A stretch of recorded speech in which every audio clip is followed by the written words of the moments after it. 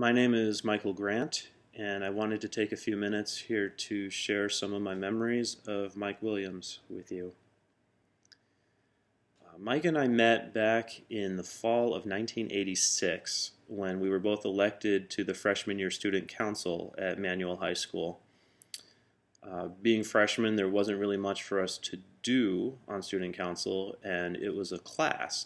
So Mike and I pretty much used the fourth period of every day for that year to draw and make each other laugh.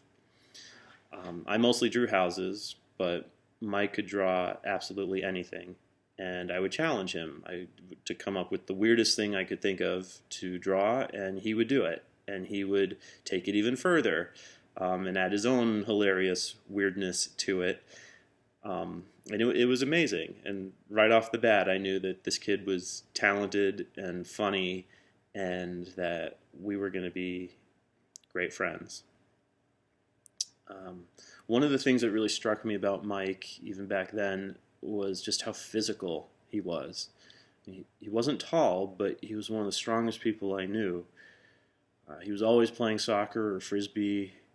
We took gymnastics together, and he would walk around on his hands and practice back handsprings all day long. And it was really good training for our winter snowball fights and our general weekend roughhousing, climbing trees and jumping off the roof of my house with a video camera. We did this stupid thing called stair diving, where we would basically shoot down the carpeted stairs at my parents' house into the basement on our stomachs. This was before YouTube or cell phones, and we did this for no other reason except to make each other laugh and to be stupid and to get my dog riled up. And that was pretty much it. We loved to be just stupid and have fun and get other people caught up in it, Josh and Pat and anyone else who was unlucky enough to be there when we decided to go stair diving. So Mike was always creating. One year we decided we might be too old for trick-or-treating, so he came up with the idea that we could go as a group if we were a super long dragon. So under his direction, we got together and we tie-dyed some sheets and put them together with a big paper mache mask that we made, and we went around the neighborhood collecting our loot, crouched down, saying thank you in high squeaky voices so that nobody would know that we were actually juniors in high school. It was important for us to have fun. I knew that things were serious at home with his mom's illness, but Mike never let it get him down or defeat him. He accepted it, and I'm sure Bob and Diane's strength and resolve to live as normally as possible for as long as possible and to continually adapt really helped Mike and Ann to gain their unique perspective that it's not only okay to have fun, but it's required. Life is meant to be enjoyed. So getting back to laughing, I remember there was this one time I was in a play and I had a really serious role, and I was worried because I kept laughing and cracking up during the rehearsals.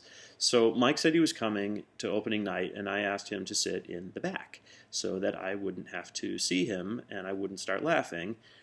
And true to form, I get out on stage, and there's Mike Williams, front row center, with his hand on his bent knee and his chin on his hand, and the biggest, goofiest smile you can possibly imagine. And somehow I didn't laugh. I credited him with that. Later I said, because of you helped me get over myself. Mike allowed me to be me, and he allowed me to be genuine. And probably neither of us knew back then that he was already cultivating his skills as a teacher and a guide and someone people could trust when they wanted to express themselves. So leaving high school was tough, but we made a commitment to stay connected. And in the summer of '95, we decided to make a film, and I needed a crew. And Mikey was the first person on my list to call. And he said he needed to think about it. And 10 minutes later, he called back and he said, "Yeah, I'll be there." And I warned him that it wasn't going to be easy because, we had a cast of about 20 people. We had 30 locations, including New York City. We only had 4 weeks with the equipment. But John was directing, and I was the cameraman, and Mike was our sound guy, and my key grip, and my gaffer, and my assistant, and my equipment manager, and my driver. And I think he even helped make sandwiches for everybody. And at the end of like an 18-hour day, he would come over to me, and we're all exhausted, and he would rub my shoulders, and he would say, "This is great. I'm having a blast. Thank you so much." He was just incredible. I wish I could say that he never complained, but there was this one time when we were filming a scene in a car, but we were taking a shot from another car. So to get the sound, we had to put Mike in the trunk of this little foreign jalopy, wedged between the equipment in the dark with no aircon for a couple of hours on a bumpy road until we finally got the take. When we finally were able to extract him from the car, he got out and he muttered, "That wasn't cool." Now, anyone else at that point probably would have quit, but Mike took 20 minutes, he went swimming in the lake, and then he came back, eager to start helping again to set up the next shot. He wasn't just my grunt on that shoot, though. He also collaborated with us, and he had really great ideas. And we used him in every possible way, and he loved every second of it. And all I wanted to do after that was just make more films with Mike. And then it happened. And then we were able to do that after he moved back to Denver, and we saw him, and we were struck by how the disease had taken over his body. We were more impressed with his unwavering optimism. I mean, he's crawling around on the floor to get around, but he's getting around to think about what he's going to draw for the next 12 hours. So we talked about filming his journey and getting personal and his struggle, and he was totally into it. With his unbelievable resource of friends, we were able to raise the money to go to Iowa and Colorado and California and capture his life and put it on film. And it was during those sessions, filming and off camera, that I really finally began to understand the incredible powers of my friend. I always knew Mike was talented and creative, but I didn't realize how influential he was. He never tooted his own horn.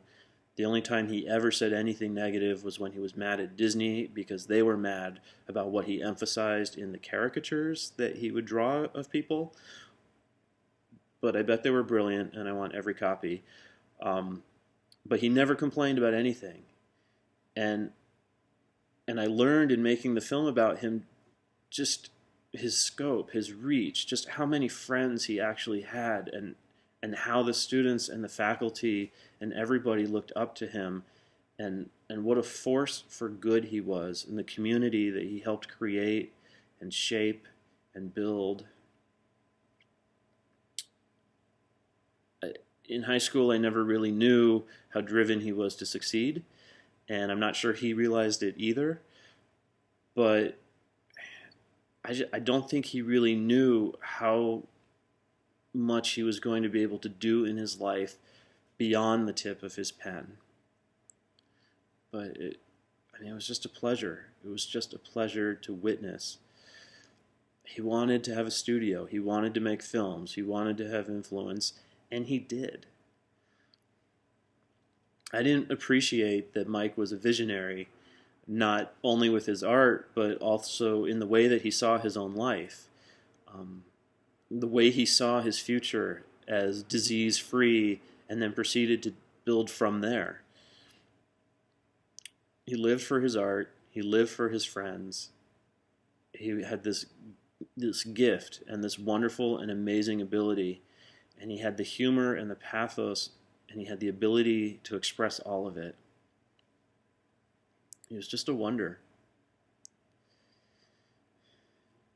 You're a lucky person if you can take even a small handful of friends with you through your life. And Mike was my luck and my constant. He was an integral part of so many people's lives. There's one word that I can think of to really sum up his courage, his outlook, his abilities, his charm, his love for his friends and family and pets, Grizz, Smokey. It's grace. Mike had grace.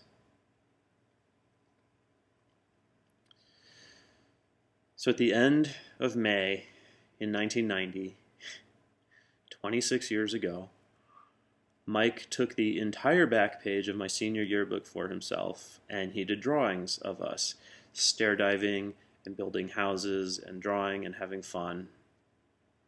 And he wrote a really nice inscription. And at the end of that, he said, quote, "But seriously, Mike, we'll be friends for life!" Exclamation point. It's one of the few times when Mike was actually serious, but he was seriously right.